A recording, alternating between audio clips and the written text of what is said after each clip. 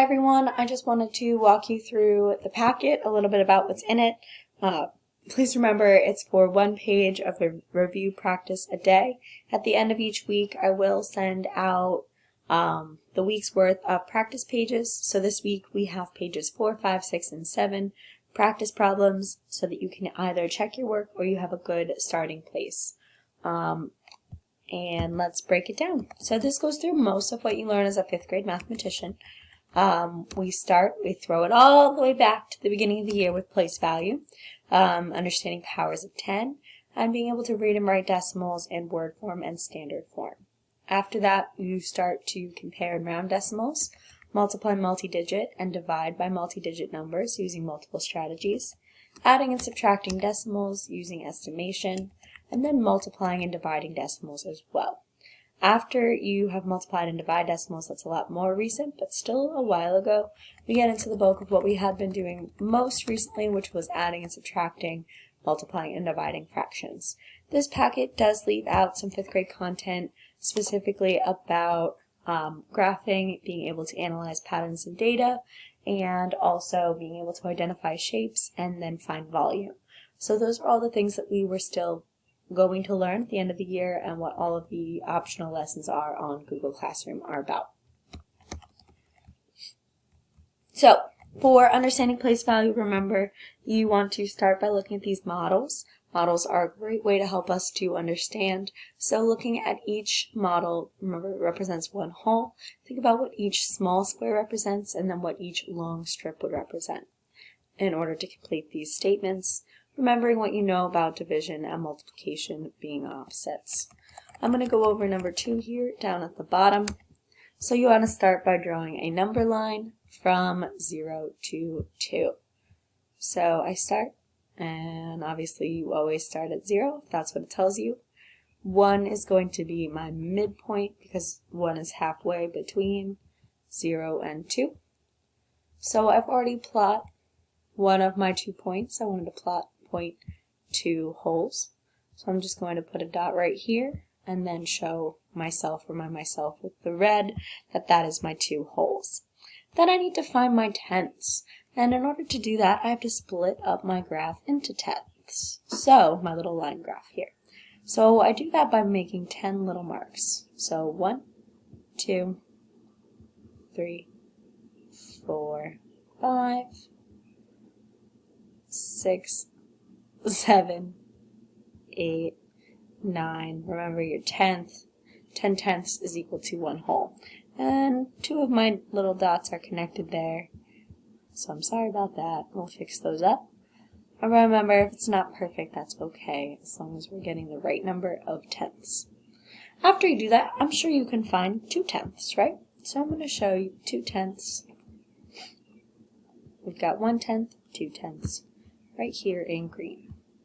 So zooming into my question, using the number line to explain why 2 is 10 times the value of 2 tenths. If you look at your number line, you can see that 2 wholes is 10 times larger. So again, 2 wholes is 10 times larger than 2 tenths. So if I took 2 and I divided it by 10, I would get 2 tenths. And if I multiplied 2 tenths times 10, I would get 2 wholes. And that is what the last part of this question is asking. Just what is 0.2 times 10 is going to be 2, and 2 divided by 10 is going to be 2 tenths. Remember, it's just as simple as what direction you're scooping. If you are getting smaller, you're dividing by 10. Or remember, if you are multiplying, you are getting larger by 10. And think about what direction that decimal is moving. The last question on this page is just asking you whether you like the model above, where you're drawing, or whether you like the number line model better. So that's totally up to you, and that is your own reasoning and your own explanation. that brings me to understanding powers of 10. I'm going to go over problems 1, 4, 7, 10, and 13. So, remember, if we are working with decimals or whole numbers, when we're multiplying if we're starting with a whole, we're talking about our numbers getting, if we're multiplying a whole number times a decimal or a whole number times a whole number, we're usually getting larger or moving our decimals this direction. If we are dividing, or typically when working with whole numbers getting smaller, you're moving in this direction. So dividing by 10 is the same as dividing one scoop in our place value system. I'm going to pause and remind you of this. So remember our place value chart, if each is 10 times more, or 1/10 of, depending on that direction you are going. So I'll show you one more example. 1s to 10s, remember 1s to 10ths, opposite scoop direction. So, if I'm dividing 6 divided by 10, remember your invisible decimal point would be behind your whole number, and I'm scooping it one place value to this direction, making my answer 6/10. 6 divided by 10, I break each of those up into 10. I'm left with 6/10. Hold on 1 minute while there my connection is back together. Thanks for your patience. So here, if I'm left with the 6/10, and then I want to scoop it twice, I'm dividing by 10 to the power of 2. Remember, 10 to the power of 2 is like 10 times 10, or 100. So if I'm dividing 6/10 by 100, and my connection will come back, bear with me, you're actually scooping 2 places. So when you put your decimal point in perspective, you have 0 point.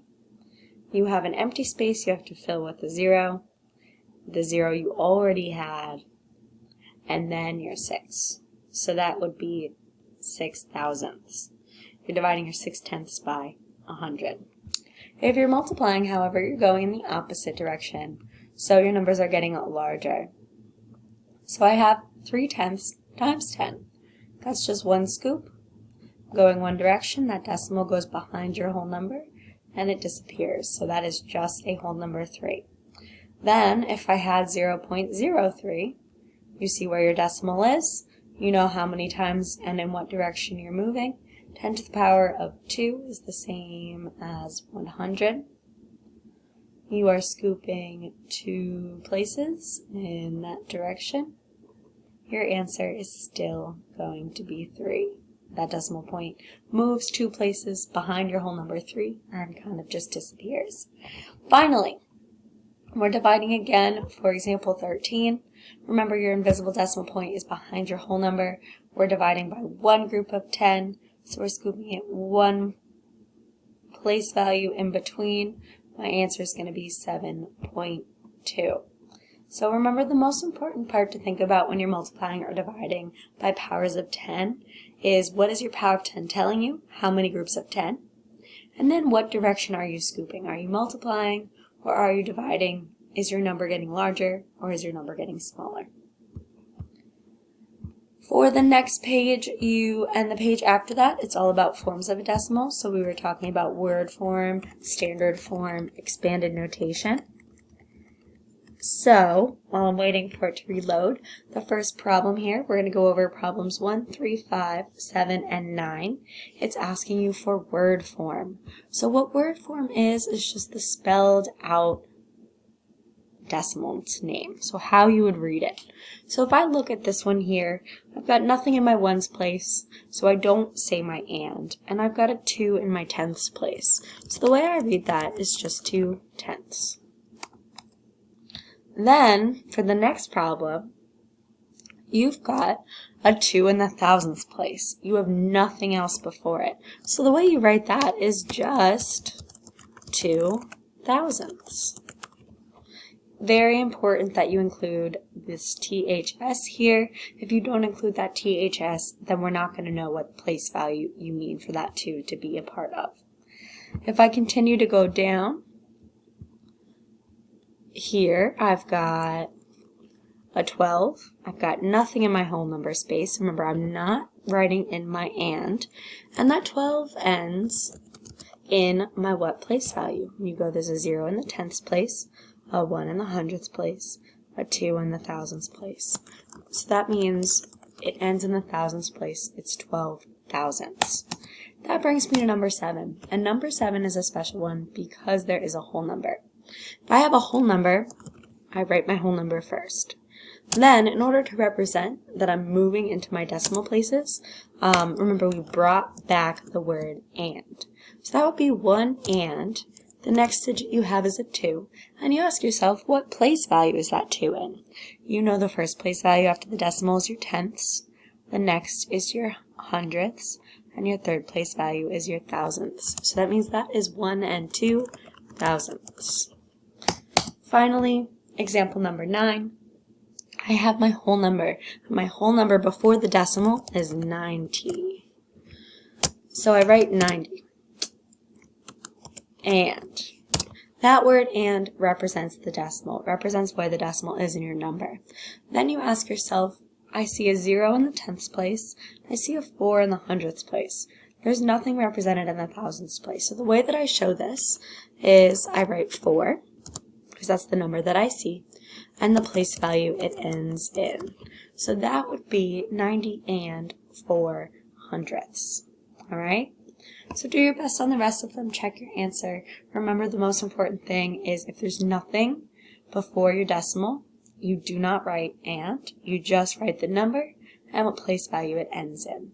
If you have something before the decimal, you write that as your whole number, and then you include your and. So do your best on all of those. And we're going to get rid of all of this writing. I'm going to move to this last part is writing these in standard form. So remember, standard form is just the regular old form of a number. So the decimal is given to you in either word form or expanded form. And you have to decide what decimal represents each of those problems. So again, we're going to go over numbers 1, 3, 5, 7, and 9. So the first one, if you read that out loud, I find that it's most helpful to just read these problems. So for number 1, I have 1 and 6 tenths. So I have 1 as my whole number. Remember, and is your decimal point. There's a 6th, and it's going to end in the tenths place. That answer is just 1.6. 1 and 6 tenths. For the next one, I know most of you are very used to seeing parentheses. You're used to seeing it in expanded notation. So imagine that those parentheses still exist around place values. So in between each of those multiplication problems, you want to group them together, because remember, with your order of operations, multiplication sticks together and all of the multiplication happens first. So I'm going to put those parentheses in here, and then we'll go back and we'll look at those problems again. So if you go back up to the top for number 3 and you do 6 times 1, every single one of you guys knows that 6 times 1 is just ignore my parentheses, they're not there. I'm going to do the rest of this in the pen just so that everything stays in line. So 6 times 1, you guys all know 6 times 1 is 6. If I have 5 times 1/10, remember that's just 5 tenths. The way I represent 5 in the tenths place is I put it in the first place value after the decimal point. I have 2 times 10. You guys know that 2 times 10 is 20. I want to look to see if the next parenthesis is going to have a number in the ones place, and it does not. It's going to be in the tenths place. So that means my whole number 20 is before, my decimal point, 20. Then I have my decimal point and my tenths place. 7 is in my tenths place, 7 times 10, and 3 is in my hundredths place. So that is 20.73, 20 and 73 hundredths. Then I have 512 thousandths. 512 thousandths, I don't see any and here. So I'm going to start by writing a 0 as my whole number and my decimal. Then I write the number 512. And that is my answer. The last problem to review